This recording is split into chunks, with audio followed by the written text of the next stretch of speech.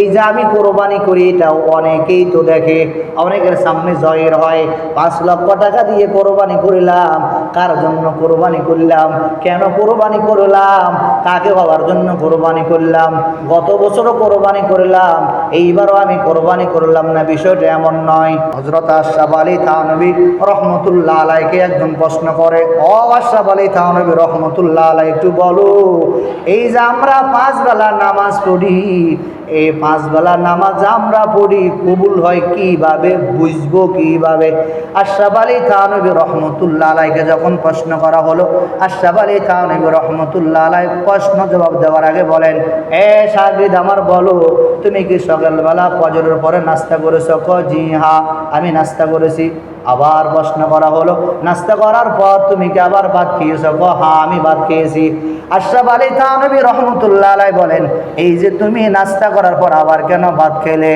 আশরাফ আলী থানভী রহমতুল্লাহ আলাইকে বলেন, আমি যখন নাস্তা খেলাম, নাস্তা খাওয়ার পর আবার আমার খিদা লাগলো, আমি আবার ভাত খেলাম। আচ্ছা বলো তো, তুমি কি সকালবেলা খানা খেয়েছো?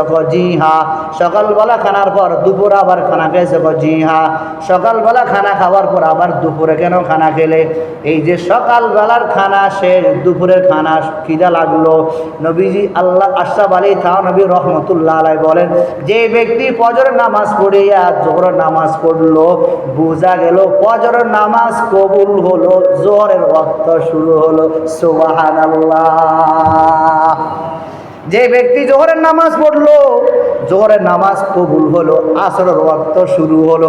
আবার যেই ব্যক্তি আসরের নামাজ পড়ার পর মাগরিব পড়লো, তো আসর মাগরিব পড়ার মানে হলো আসরের নামাজ কবুল হলো, মাগরিবের নামাজ শুরু হলো। আবার যে আল্লাহর বান্দা মাগরিব অতিক্রম করে এশা পড়লো, তার মানে মাগরিবের নামাজ কবুল হলো, এশা ওয়াক্ত শুরু হলো। আবার যে আল্লাহর বান্দা এশা ওয়াক্ত অতিক্রম করিয়া ফজর পড়লো, ফজর নামাজ, এশারের নামাজ কবুল হলো, ফজরের ওয়াক্ত আরম্ভ হলো।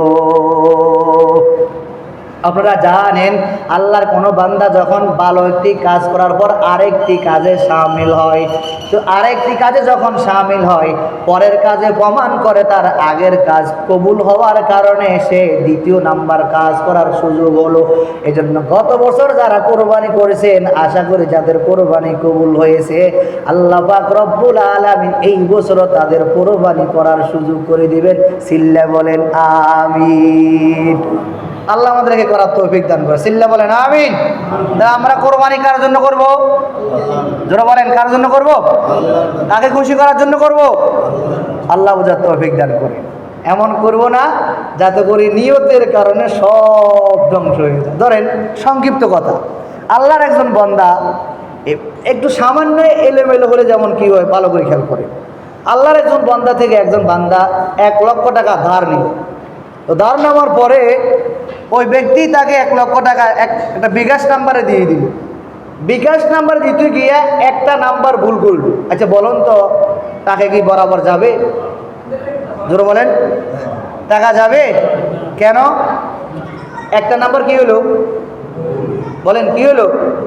একটা নাম্বারের কারণে যদি 1 লক্ষ টাকা শেষ, আপনার সামান্যতম পরিমাণ নিয়তের একটু টেরবেটার হওয়ার কারণে পুরা 1 লক্ষ টাকা শেষ, পুরা 80,000 টাকা শেষ। আর একটা বিষয় খেয়াল করবো, আচ্ছা বলেন তো, যদি আমাদেরকে কেউ কারো বাড়িতে দাওয়াত করে, ইনভাইট করে, আচ্ছা বলুন তো, আমরা কি দাওয়াতে কি আগে যাই না পরে যাই? বুঝেন না মনে হয়? দাওয়াতে কি আগে যায় না পরে যায়? এটা কথা বলে না কেন? কেউ যদি আমাদেরকে দাওয়াত দেয়, কারো বাড়িতে ইনভাইট করে, বিয়ে বাড়ি বলেন, কোনো দাওয়াতের বাড়িতে বলেন, কোনো অনুষ্ঠানে বলেন, যদি আমাদেরকে দাওয়াত করা হয়, আমরা কি আগে যাই না খানার পরে যাই? তো মসজিদে কেন সবার পরে?